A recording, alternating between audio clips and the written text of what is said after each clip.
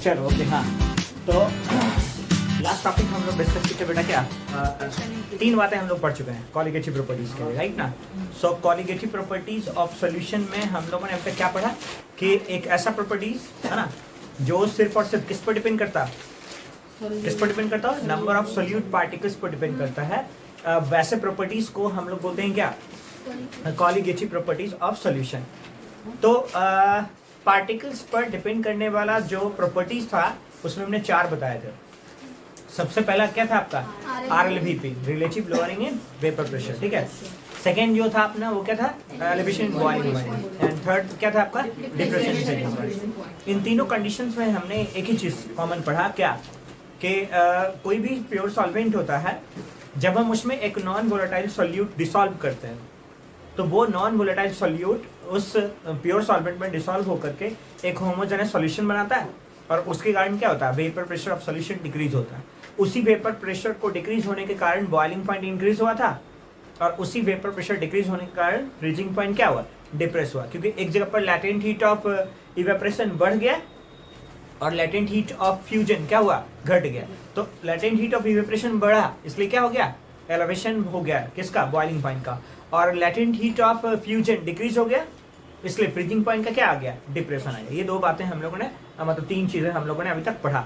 चौथा जो आपका और ये प्रॉपर्टीज है colligative properties, that is known as osmosis और ऑस्मोटिक प्रेशर, ठीक है। तो चौथा जो चीज हम लोग पढ़ेंगे वो क्या पढ़ेंगे, ऑस्मोसिस और ऑस्मोटिक प्रेशर, ठीक है। तो 4th प्रॉपर्टीज है बेटा, इसको ध्यान से देखेंगे, ऑस्मोसिस एंड ऑस्मोटिक प्रेशर। ये चैप्टर ऑलमोस्ट खत्म ही हो गया ना। हाँ बस ये 4 ही प्रॉपर्टीज है, एक टॉपिक और पढ़ेंगे वेन टॉप फैक्टर, ठीक है ना। तो इसके बाद वेन टॉप फैक्टर पढ़ेंगे, खत्म हो जाएगा। तो देखो ऑस्मोसिस, सबसे पहले ऑस्मोसिस समझते हैं, ऑस्मोसिस का क्या मतलब होता है, ठीक है। सिंपल टर्म्स में अगर डिस्कस करें तो ऑस्मोसिस का मतलब होता है मूवमेंट ऑफ सॉल्वेंट। ऑस्मोसिस का सिंपल टर्म क्या होता है, movement of solvent, movement of solvent, ठीक है ना, फ्रॉम SPM, इसको सेमी परमेबल मेम्ब्रेन बोलते हैं। क्या बोलते हैं, सेमी परमेबल। तो movement of solvent from semi permeable membrane, SPM का मतलब क्या बेटा है, सेमी परमेबल मेम्ब्रेन। अब थोड़ा और डिटेल में समझते हैं, सेमी परमेबल मेम्ब्रेन, ठीक है ना। अब इसको हम डिटेल से समझते हैं कि ठीक है सॉल्वेंट का मूवमेंट तो होगा, लेकिन सॉल्वेंट का मूवमेंट कहां से कहां की ओर होगा, वो एक्चुअल ऑस्मोसिस को डिफाइन करता है। तो उसके लिए हम यहाँ पर कोई एग्जांपल लेते हैं, लाइक जैसे मान लो क्या है, हमारे पास एक चैम्बर है, मतलब एक कंटेनर है मान लो, और इसमें हमने एक सेमी परमेबल मेम्ब्रेन से सेपरेशन चैम्बर डेवलप कर लिया। यहाँ पर ये सेमी परमेबल मेम्ब्रेन, ये क्या है बेटा, सेमी परमेबल मेम्ब्रेन, ये है आपका SPM।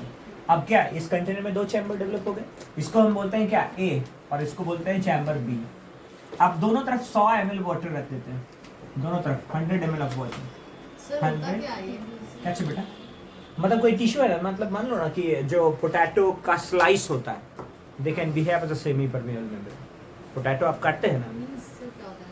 हाँ? सर ये उसका हिंदी अर्ध पारगम में झिल्ली। क्या नहीं सर, तो बता सकते हैं? एग्जाम्पल ही तो बताया बेटा आपको कि जो आपका चिप्स नहीं, जो आपका हाँ कर सकते हो एक तरीके से, जो पोटैटो होता है ना, आलू होता है ना, आलू को आप कट करते हो ना, उसका स्लाइस जो होता है ना, they can behave as a semi permeable membrane.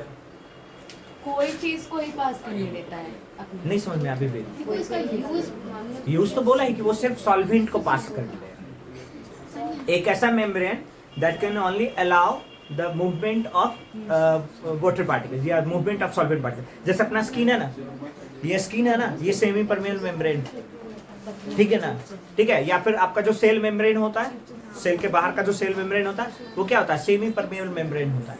वो सिर्फ वाटर को अलाउ करता है एक जगह से दूसरे जगह तक जाने के लिए। आपने देखा होगा, नहीं आपको समझ में आ रहा है, बिल्कुल भी समझ में आ रहा है। अच्छा आपने पानी में सीड देखा है, पानी में चना को रख देते हैं, चना सुबह तक में फूल जाता है, क्यों फूल जाता है, प्रॉपर्टी होगा। क्या प्रॉपर्टीज होगा, वाटर एब्जॉर्ब, वो वाटर एब्जॉर्ब कर लेता है। तो वाटर जब वो एब्जॉर्ब करता है तो वाटर एब्जॉर्ब किसके थ्रू होता होगा, किसी एक पोर्स के थ्रू। अब वो जो पोर्स डेवलप है वो कहाँ पर डेवलप है, वो तो उसके सरफेस सरफेस पर। तो सरफेस उसका क्या कहलाता है, सेल मेम्ब्रेन या सेल वॉल, समझ में आया ना? हाँ। तो सेल मेम्ब्रेन और सेल वॉल ये एक टिश्यू होते हैं जो किसके रूप में काम करते हैं? परमिएबल मेम्ब्रेन के रूप में। वो सिर्फ और सिर्फ सॉल्वेंट को आने जाने देगा और किसी को आने जाने नहीं देगा। सॉल्वेंट जैसे ऐसा लिक्विड जैसे कोई भी लिक्विड हो गया, वाटर हो गया, तेल हो गया, इन सबको आने जाने देगा। जैसे मान के चलो ना, सिंपल कॉमन एग्जांपल लें, तो ये पानी है ना, ये पेपर है ना, हाँ सर इस पेपर पर अगर हम वाटर डालें हाँ जी तो वाटर टपक टपक के इधर चल जाएगा। हाँ सर। तो ये क्या हो जाएगा? एक सेमी परमेबल मेम्ब्रेन। समझ में आया? तो कोई भी चीज जो किसको अलाउ कर रहा है? सॉल्वेंट को अलाउ कर रहा है। समझ में आया ना? वो सेमी परमेबल मेम्ब्रेन होगा। तो कागज आपका क्या होता है? कोई चीज जो नहीं मिला पड़े। हाँ? बहुत कुछ है, लोहा मेटल तुम रख दोगे है ना, इधर से तुम पास आउट करके उधर नहीं जाएगा। ठीक है। और एक और होता है सेलेक्टिव परमिएबल मेम्ब्रेन, है ना। तो सेलेक्टिव परमिएबल मेम्ब्रेन जो होता है वो किसको अलाउ करता है? तो it is design on the basis of diameter of particle size. जैसे किडनी में जो नेफ्रॉन सेल है ना, नेफ्रॉन सेल होता है, they are not semi permeable. वो सब कैसे होता है? सेलेक्टिव परमिएबल होता है। कि ब्लड में जो डीऑक्सीजनेटेड ब्लड होता है वो अगर उस नेफ्रॉन के सेल में ओपन होता है, खुलता है, तो वहां पर वो क्या करता है? एक सेलेक्टिव मेम्ब्रेन के रूप में काम करता है। सॉल्वेंट को जाने देगा, यूरिन को जाने देगा, विटामिन सी को जाने देगा, किसको जाने नहीं देगा? प्रोटीन को जाने नहीं देगा, ब्लड को जाने नहीं देगा। इसका मतलब ब्लड का जो पार्टिकल साइज है वो उसके पोर से क्या होगा? लार्जर होगा। तो वो सब सेलेक्टिव परमिएबल होता है कि किसी चीज को जाने देगा, किसी चीज को नहीं जाने देगा। They are depends upon the diameter of particle size. समझ में आया ना? तो ब्लड जो होता है वो क्या होता है? एक तरीके का कोलाइडल पार्टिकल्स होता है, कोलाइड्स होता है, लार्जर पार्टिकल साइज होता है। तो नेफ्रॉन का सेल जो बोमेन्स कैप्सूल कहलाता है, जहां पर वो पूरा खुलता है, उस बोमेन्स कैप्सूल के अंदर ग्लैंड होते हैं। That gland behaves as what? Selective permeable membrane. समझ में आया ना? वो सिर्फ और सिर्फ क्या करता है? वाटर अलाउ करेगा, यूरिन अलाउ करेगा, ठीक है ना। एंड आपका क्या जो विटामिन सी होता है वाटर सॉल्युबल होता है चूंकि, तो वो भी पार कर जाता है। विटामिन सी और vitamin B, these two are the water soluble vitamin. तो वो दोनों विटामिन भी यूरिन के साथ बाहर आ जाता है। समझ में आया ना? लेकिन किसको जाने नहीं देगा? तो प्रोटीन्स को जाने नहीं देगा, ठीक है ना। एंड अगर एक्स्ट्रा ग्लूकोज आ गया आपके ब्लड में तो वो भी चलाएगा। जैसे शुगर का टेस्ट करते हैं तो यूरिन टेस्ट से शुगर का पता चलता है ना। तो वो सब सेलेक्टिव परमिएबल मेम्ब्रेन की कहानी होती है। यहाँ पे हम समझते हैं थोड़ा सा क्या? सेमी परमिएबल, मतलब एक टिश्यू है। मतलब मानो ना कि आलू के स्लाइस को काट के यहाँ पे हमने लगा दिया, तो दैट पोटैटो का जो स्लाइस होगा they will behave as a semi permeable membrane. समझ में आ गया यहाँ तक? कोई डाउट तो नहीं है ना? अच्छा, अब हमने बोला क्या? दोनों तरफ हम 100 ml ऑफ वाटर लेते हैं। 100 ml ऑफ वाटर, दोनों तरफ 100 ml ऑफ वाटर, ठीक है ना। 100 ml वाटर है ना। अब इधर ध्यान दीजिएगा, इधर हम लोग डिसॉल्व कर रहे हैं 5 ग्राम ऑफ NaCl, ठीक है। और इधर डिसॉल्व कर रहे हैं हम लोग क्या? 10 ग्राम ऑफ NaCl, है ना। तो स्ट्रेंथ ऑफ द सॉल्यूशन क्या होता है? Amount of solute per unit volume of solution या पर यूनिट वॉल्यूम ऑफ सॉल्वेंट। आप उससे ये स्ट्रेंथ ऑफ सॉल्यूशन कंसीडर कर सकते हैं। तो यहाँ पर देखो बेटा, अगर हम स्ट्रेंथ कंसीडर करें तो हम लोग कह सकते हैं क्या? देखो 100 ml वाटर के लिए कितना ग्राम है? 5 ग्राम सोल्यूट है। तो 1 ml ऑफ वाटर के लिए कितना हो जाएगा? 5/100, यानी कितना आ गया? 0.05 ग्राम पर ml, है ना। That is the strength of the solution. अच्छा, यहाँ पर ध्यान दीजिएगा, 10 ग्राम है ना, कितना में? 100 ml में। तो 100 ml है कितना में? 10 ग्राम के लिए है। तो 1 ml में कितना हो जाएगा बेटा? 10/100, यानी कितना आ जाएगा? 0.1 ग्राम पर ml। अच्छा, पर ml वाटर का, सॉरी, पर ml सोल्यूट कहाँ पर ज्यादा है? पर ml ऑफ सॉल्वेंट सोल्यूट का अमाउंट कहाँ पर ज्यादा है? इधर ज्यादा है, ठीक है ना। यानी जब अगर पर ml ऑफ सॉल्वेंट या पर ml ऑफ सॉल्यूशन अगर सोल्यूट का अमाउंट ज्यादा होता है तो ऐसे सॉल्यूशन को हम लोग बोलते हैं कॉन्सेंट्रेटेड, हाइयर कॉन्सेंट्रेटेड सॉल्यूशन। समझ में आया यहाँ तक? अच्छा, यहाँ पर क्या है? देखो 0.05 ग्राम पर ml ऑफ सॉल्यूशन।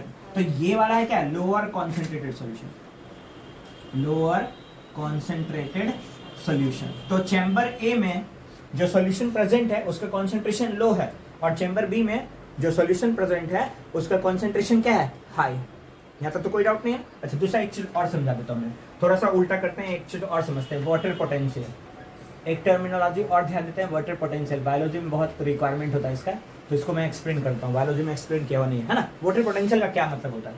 तो वाटर पोटेंशियल को हम उल्टा लेके चलते हैं। देखो 5 ग्राम ऑफ सोल्यूट में कितना पानी है?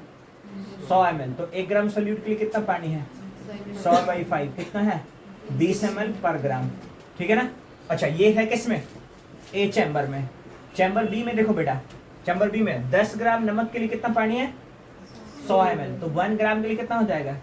100/10 कितना आ गया? 10 ml पर ग्राम। अच्छा, वाटर किधर ज्यादा है पर ग्राम ऑफ सोल्यूट? पानी किधर ज्यादा है, ए में या बी में? ए में, है ना। तो जो होता है ना, देखो, amount of solvent per unit gram of solute that is known as water potential. फिर से सुनिएगा, स्टेटमेंट ध्यान दीजिएगा, मैंने इधर क्या डिफाइन किया? The amount of solute per unit volume of solution is known as a strength of the solution. ठीक है, the amount of solute per unit volume of solution is known as a strength of the solution. और इधर क्या define किया मैंने?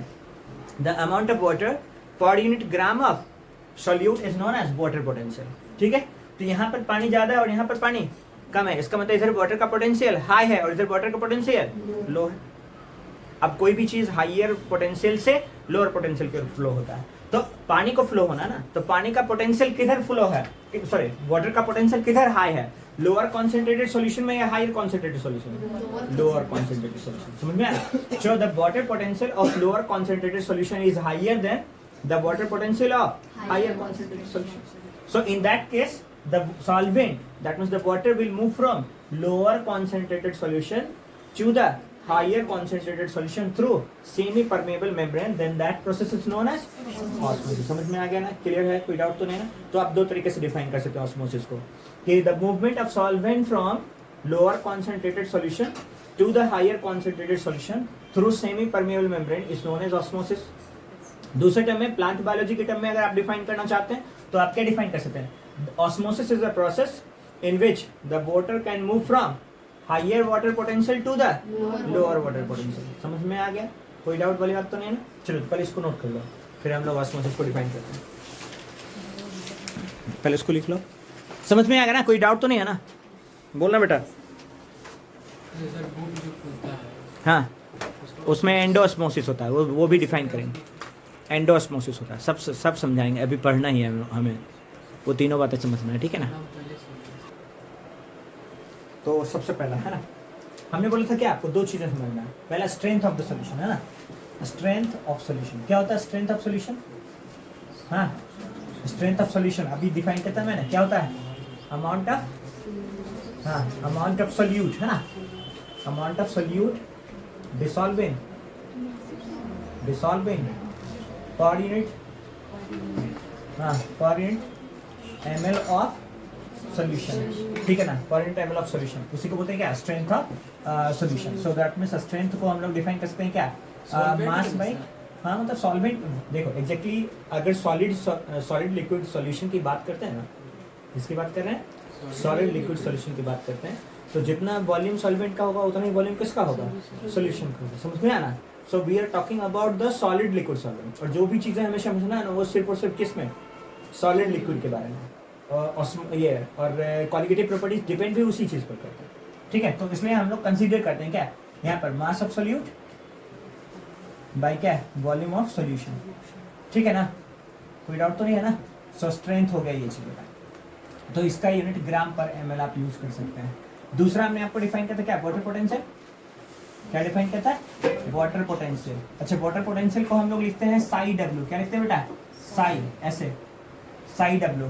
11th class में पढ़ा हुआ श्रोडिंगर वेव इक्वेशन में साई को रिप्रेजेंट करते हैं किसको? Wave equation. तो psi W is what here? Water potential. क्या बोलते हैं इसको? Water potential. तो ये क्या है बेटा? देखो, it is amount of solvent, it is amount of solvent, ठीक है ना, per unit gram of solute, per unit gram of solute. ठीक है, तो अगर वाटर पोटेंशियल को डिफाइन करना है तो water potential is equal to क्या हो जाएगा? Volume of water divided by amount of solute in gram, amount of solute in gram. तो ये ml में हो जाएगा और ये ग्राम में हो जाएगा। यहाँ तक तो कोई डाउट नहीं ना? अब इसके बेसिस पर ही हम किसको डिफाइन कर सकते हैं? ऑस्मोसिस को। किसको डिफाइन कर सकते हैं? ऑस्मोसिस को। तो ऑस्मोसिस देखिए क्या है? ऑस्मोसिस क्या है? It is process of movement of solvent. It is process of movement of solvent from, कहाँ से कहाँ बेटा? फ्रॉम लोअर कॉन्सेंट्रेटेड सॉल्यूशन, हाँ, from lower concentrated solution to the higher concentrated solution, है ना? concentrated solution through SPM, semi permeable membrane, ठीक है ना, थ्रू सेमी परमेबल मेम्ब्रेन, ठीक है। या दूसरे टर्म में लिखे तो क्या लिख सकते हैं, it is process of movement of solvent, movement of solvent as क्या, water from higher water potential, from higher water potential, higher water potential to lower water potential, ठीक है ना, लोअर वाटर पोटेंशियल, नोट कर लो बेटा इसको, through SPM, है ना, ठीक है ना, कोई डाउट तो नहीं है इसमें, चलिए नोट कीजिए इसको।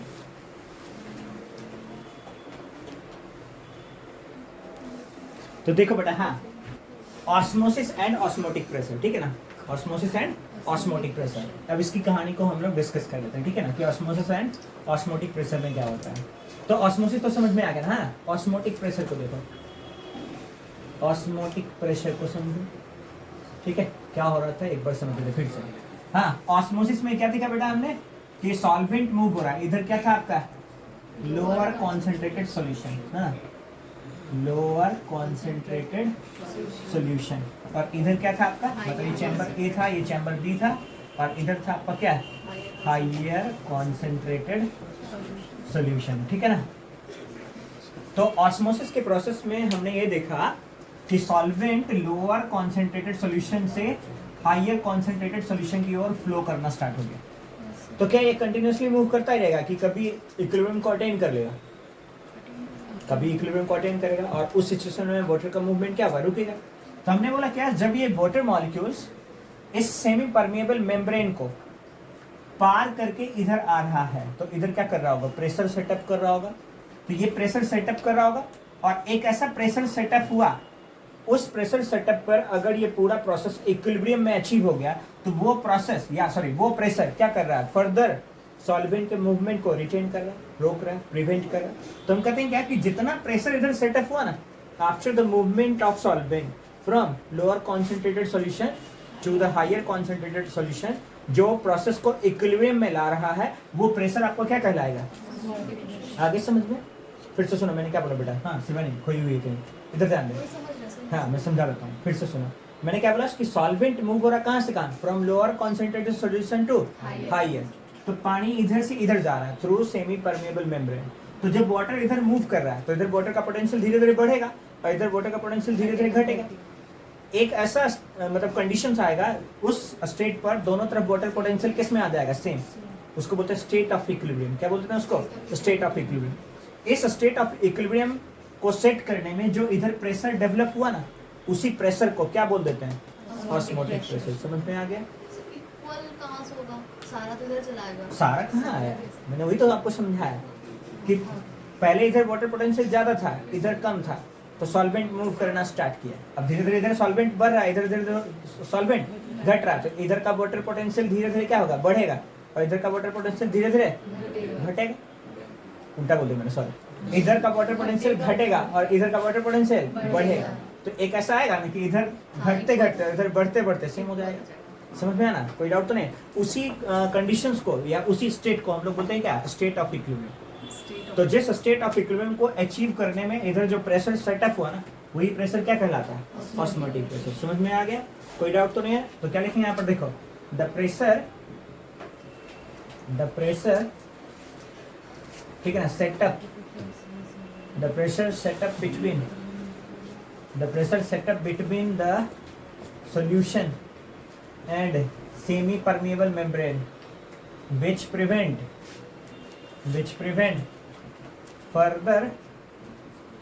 further flow of solvent due to equilibrium state of water potential, है ना, equilibrium state of water potential is known as osmotic pressure. ठीक है ना, is known as osmotic pressure. Clear है ना, ऑस्मोटिक प्रेशर। अगर सिंपल टर्म में आपको लिखना है तो ऑस्मोटिक प्रेशर को सिंपल टर्म में क्या लिख सकते हैं, देखो यहाँ पे ऑस्मोटिक प्रेशर को सिंपल टर्म में डिफाइन कर सकते हैं क्या, the pressure which stop the pressure which stop osmosis. एक ऐसा प्रोसेस एक ऐसा प्रेशर जो ऑस्मोसिस को रोक दे, ठीक है ना, वो प्रेशर क्या कहलाएगा? ऑस्मोटिक प्रेशर कहलाएगा, ठीक है। So it is denoted by pi. इसको किसके द्वारा डिनोट करते हैं? पाई के द्वारा डिनोट करते हैं, ठीक है ना। यहाँ तक तो कोई डाउट नहीं है ना? ओके, तो चलो इसको भी नोट कर लो, फिर इसका एक्सप्रेशन देख लेते हैं, है ना।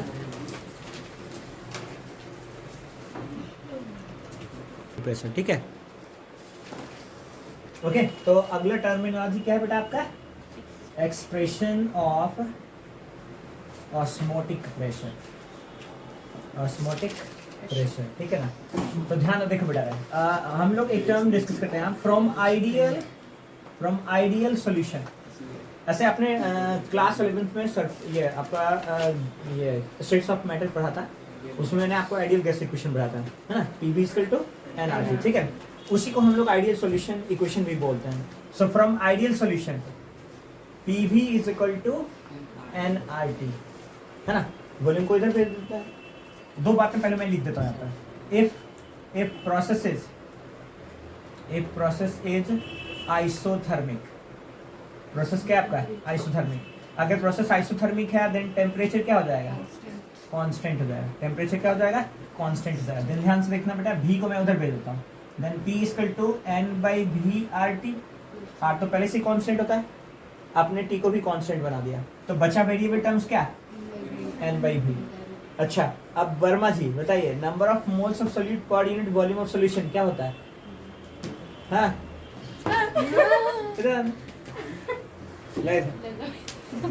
चलो बोलो बेटा। हाँ, number of moles of solute, Ashutosh, number of moles of solute per unit volume of solution क्या होता है? अब देखो वो सर्च करा, सुरंजन क्या होता है बेटा? हाँ, मोलैलिटी। हाँ बेटा क्या होता है?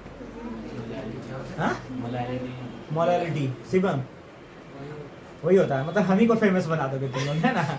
हाँ? क्या होता है सृष्टि?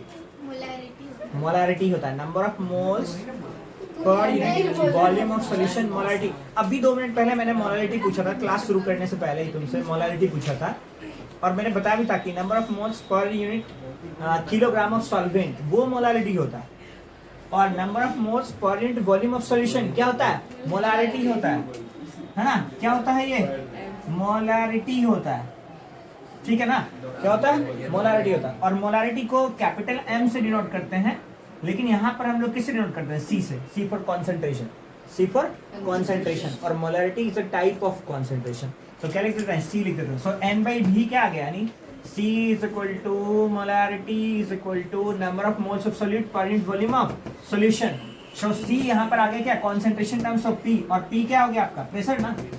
तो सॉल्यूशन के प्रेशर को क्या बोल देते हैं? ऑस्मोटिक। तो इसको कैसे डिनोट करते हैं? पाई से। So pi equal to CRT। Okay, ये फॉर्मूला है किसका? ऑस्मोटिक प्रेशर का। तो देखो यानी पाई क्या आ गया आपका? Osmotic pressure, osmotic pressure. C क्या आ गया?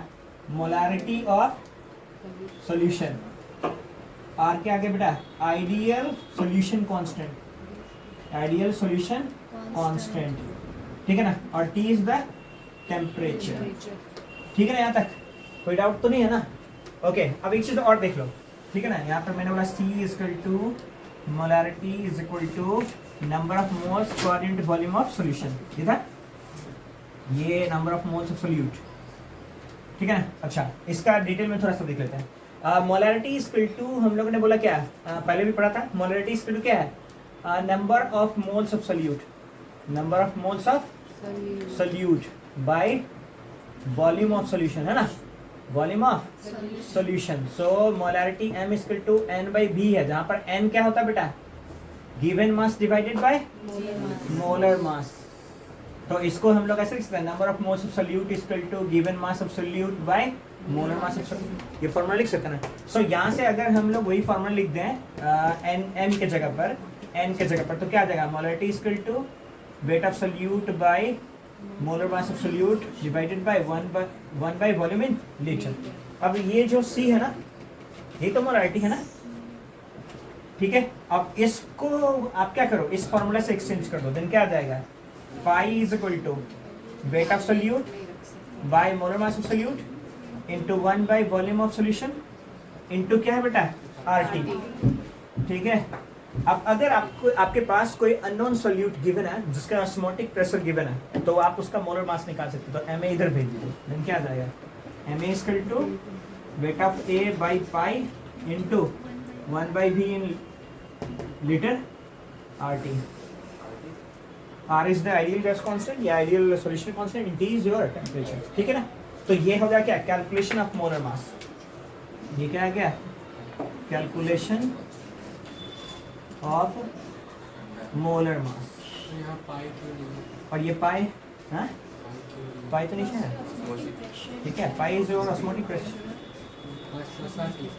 नहीं, वो गिवन होगा, हाँ वो 5 ATM 5 बार 1.0, वो कुछ ना कुछ गिवन होगा, प्रेशर होता है वो 22/7 कांस्टेंट नहीं है। ठीक है ना, ये क्या है, ऑस्मोटिक प्रेशर। ये वही है कि हर सोना सोना नहीं होता, हर सांस में सोना नहीं होता। ठीक है ना, लिखो कुछ नहीं।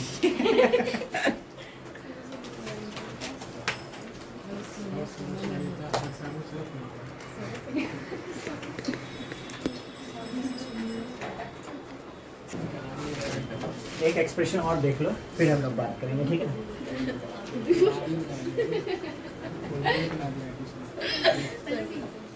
देखो ना बेटा, वापस आ जाओ। तो हमने पहला चीज क्या पढ़ा, पाई इक्वल टू CRT। ठीक है ना, और दूसरा चीज क्या पढ़ा, पाई इक्वल टू क्या, N/VRT भी तो लिख सकता है ना।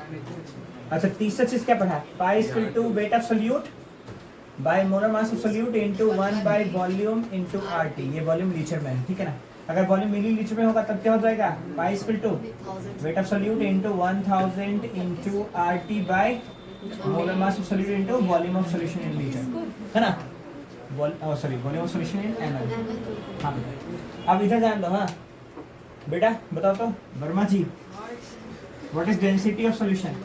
चलो फॉर्मूला बता दें, density of solution is equal to, density of solution is equal to, density of solution is equal to volume by mass, mass by volume, है ना। तो क्या होगा, mass of solution, mass of solution by volume of solution, है ना। So mass of solution by volume of solution. तो देखो density को किससे डिनोट करते हैं, डी से भी डिनोट कर सकते हैं और रो से भी डिनोट कर सकते हैं। डी या रो रहे तो कंफ्यूजन नहीं रहेगा, वो डेफिनेटली डेंसिटी के बारे में बात करें। सो डी और रो इक्वल टू क्या आ जाएगा, मास ऑफ सॉल्वेंट यानी WAB bye volume of solution VAB। ठीक है ना, अब देखो तो यहाँ पर वॉल्यूम है ना, तो इस VAB को अगर हम चाहते हैं डेंसिटी से रिप्लेस करना, VAB नीचे आ जाएगा, डेंसिटी सॉरी इसको ऊपर कीजिएगा, डेंसिटी नीचे आ जाएगा। So VAB equal to weight of solution divided by density.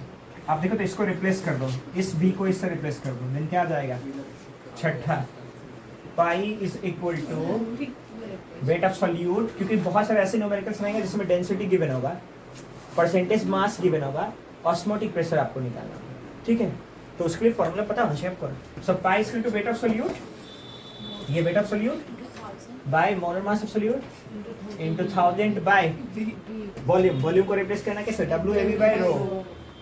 So WAB by rho into RT, इस रो को ऊपर कर दें, है ना, देन क्या आ जाएगा, pi equal to weight of solute by molar mass of solute into 1000 by weight of solution into rho RT। ठीक है, सारे टर्म को लिख दूं। पाई क्या है यहाँ पर, ऑस्मोटिक प्रेशर। ठीक है सुरंजन, WA क्या है, हाँ वेट ऑफ सोल्यूट। हे भगवान, दिमाग कान खोल के। MA क्या है, molar mass of solute. Shivani भी कंफ्यूज। WAB क्या है बताना,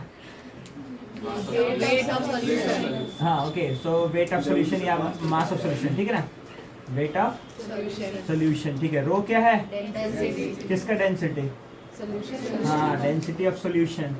R क्या है, आइडियल कांस्टेंट, है ना, आइडियल सोल्यूशन कांस्टेंट।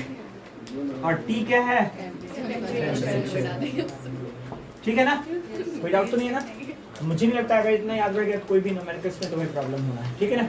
अब इसको नोट कर लो, फिर हम कल बात कर सकते हैं। हाँ ठीक है, अब कल शुरू करेंगे।